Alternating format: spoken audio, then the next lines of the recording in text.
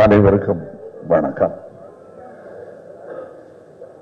இந்த எங்கள் பயணத்தில் ஆரம்பம் முதல் எங்களை தாங்கி பிடித்து இந்த மேடை வரை கொண்டு சேர்த்ததில் பெரும் பங்கு உங்களுக்கும் உள்ளது. அது மறுக்க முடியாத உண்மை. நீங்க எப்ப வேணா இது எப்படி இருக்குன்னு தெரியலன்னு ஒரு அங்கலாய்ப்புடன் யாருமே பேசலைங்கிறது எங்களுக்கே ஆச்சரியமா இருந்தது.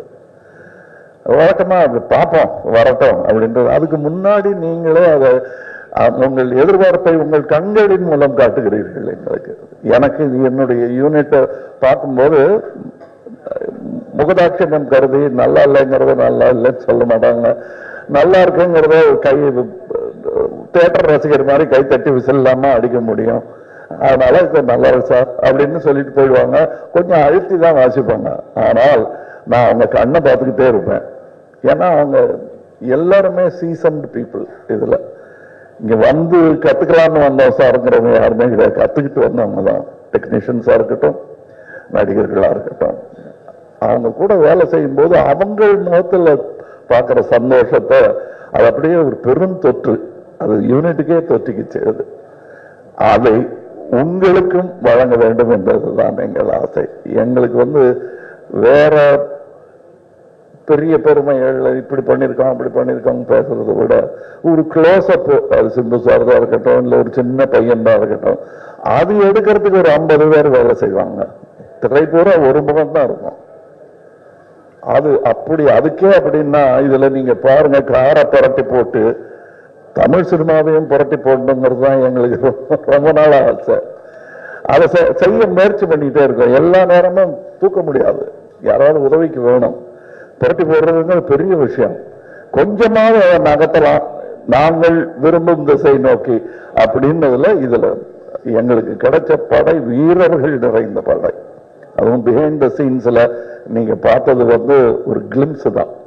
ட்ரெயின்ல வேகமா போகும்போது சீனரி தெரியுற மாதிரி உங்களுக்கு தெரியும். நாங்க கிட்ட ஜங்ஷன்ல நின்று எல்லாரையும் வண்டியில ஏத்திக்கிட்டு வந்தவங்க எத்தனை பேர் வைத்திருக்கிறார்கள். இன்டர்நேஷனல் தரத்தில் இருக்கும் எங்கள் டெக்னீஷியன்ஸ். நிஜமாவே வெளிநாட்டில இருந்து வந்து வேலை செஞ்சவங்க, இங்கிருந்து வேலை செஞ்சவங்க வெளிநாட்டுக்காரங்க பாராட்டுற அளவுக்கு வேலை செஞ்சிருக்காங்கிறது தான் என்னுடைய தாழ்மையான கருத்து. உதாரணம், மணிரத்னம் சாரை பத்தி சொல்ல வேண்டாம். மணிரத்னம் பிலிம் அப்படின்னு போட்டுக்கொள்வதற்கான எல்லா தகுதியும் கிட்டத்தட்ட 40 வருஷத்துக்கு முன்னாடியே அவர் பெற்றுட்டார். இது இட்ஸ் அ மணிரத்னம் பிலிம். இவர்களைப் போலவே எனக்கு அவர் படத்தில் நடிப்பது நாசருக்கு நாயகன் போது எப்படி இருந்ததோ அந்த மாதிரி இருந்தது எனக்கு. ஏன்னா நான் பார்த்த அந்த இளைஞர் மணி இன்னைக்கு ஞானியாக, சினிமா ஞானியாக மாறி இருக்கிறார். எனக்கு பட்டம் கொடுத்திருக்கிறாங்க அந்த மாதிரி. சோ அவர் கூட வேலை செய்யறது எனக்கு குதூகலமா இருந்தது என்பதுதான் உண்மை.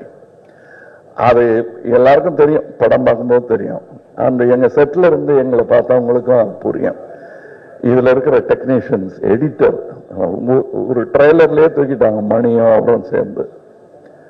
அது ஒரு சூப்பர் ஹிட் பண்ணிட்டாங்க. அதெல்லாம் நல்ல சிறந்த டெக்னீஷியன்கள். பதட்டம் இல்லாமல் எந்த பெரிய இடையூறுகளையும் தாண்டும் அந்த லாபகம் அவர்களுக்கு இருக்கிறது. அதே மாதிரி ரவி கே சந்திரன் இந்நேரம் அமெரிக்காவில் படம் எடுத்துட்டு இருக்க வேண்டியது, அது 20 வருஷம் முன்னாடியே நிகழ்ந்திருக்க வேண்டியது. மருதநாயகம் அதனுடைய சினிமாட்டோகிராஃபர் அவருடன் முழுவதுமாக ஒரு முழு படத்தை முடித்தேன் என்ற பெருமை. அது பாதியில விட்டோங்கிற வருத்தம் எனக்கு ரொம்ப உண்டு. ஆனால் அதில் இந்த படத்தின் மூலம் அதில் இருந்ததை விட இன்னும் சிறந்த சினிமாட்டோகிராஃபராக அவர் திரண்டு வந்திருக்கிறார் எங்களுக்காக. அது தெரியும், படத்துல பார்த்தா பேசுவாங்க. அதை நான் சினிமா விமர்சகர்களிடம் விட்டு விடுகிறேன். அவருக்கு நல்ல பேர் கிடைக்கணும். நானும் சினிமா விமர்சகன் தான், நானும் சினிமா ரசிகன் தான். நான் சுவைத்த விஷயத்தை உங்களுக்கு நான் சொல்லுகிறேன். வியாபாரம் வெற்றி பெறணும், அதெல்லாம் ஓகே. என் சினிமாவும் வெல்ல வேண்டும் என்பதுதான் ஆரம்ப காலத்திலிருந்து நாங்கள் அதான் ஒரே மாதிரி எண்ணம் உடையவர்களுடன் பேசிக்கணும். நாங்க செட்டில் இருக்கும்போது மணி சார் ஆகட்டும், நடுவுல போய் பேச டைம் இருக்காது. அதுவும் டெக்னீஷியன்ஸுக்கு மேலையும் கீழே பார்த்துக்கிட்டு ஒரு மாதிரி சித்தர் மாதிரி அலைஞ்சிடுவாங்க. அதுக்கு நடுவுல நாங்க பேசுறது கூட அரட்டையா இருக்காது. லஞ்சில் உட்காந்து பேசுறது கூட சினிமாவை பத்தியா இருக்கும், வேற ஒருத்தர் எடுத்த நல்ல சினிமாவை பத்தியா இருக்கும். இப்படி ஒரு அற்புதமான சூழலில் நாங்கள் இந்த படத்தை எடுத்திருக்கணும். இந்த மாதிரி ஆரோக்கியமான ஒரு சூழல் அமைவதே எவ்வளவு பணம் கொடுத்தாலும் கிடைக்காது. அது எனக்கு கிடைத்தது, ராஜ்கமலுக்கு கிடைத்தது. ராஜ்கமலுக்கு பின்னாடி இருக்கிற அந்த இன்டர்நேஷனல்ங்கிற அந்த வார்த்தைக்கு முழு அர்த்தத்தை மணிரத்னம் எங்கள் டெக்னீஷியன்ஸ் கொடுத்திருக்கிறார்கள். இதில் உள்ள கலைஞர்கள் சின்ன சின்ன பாத்திரம் பண்ணவங்க. ஒரு சின்ன பையன்லாம் ஆக்ட் பண்ணியிருக்காரு, ஒரு 50 படம் பண்ணிருப்பாரு அந்த பையங்கிற மாதிரி பண்ணியிருக்காரு. அப்போ நிஜமாவே 100-200 படம் பண்ணவங்க எல்லாம் சின்ன சின்ன வேஷங்கள் பண்ணியிருக்காங்க. இந்த சந்தோஷத்துக்காக, மணி சார் கூட ஒர்க் பண்ணுங்கிற சந்தோஷத்துக்காகத்தான் பாதி பேர் வந்தாங்க. சம்பளம் 2ஆம் பட்சம் தான் அவங்களுக்கு. இது எங்களுக்கு தெரிந்த உண்மைங்கிறதுனால சொல்றேன். நாம வையாபுரி மாதிரி ஆர்டிஸ்ட் எல்லாம் நாங்க கண்டெடுத்தவர். அவர் ஜூனியர் ஆர்டிஸ்டா இருந்த போது நாங்க கண்டெடுத்து இவர் அப்படின்னு பார்த்து கூப்பிட்டது அவர். இன்னைக்கு அவர் எங்க கூடயே பயணம் உட்கார்ந்து சீட்டு கிடைச்சாச்சு உட்கார்ந்துடணும்.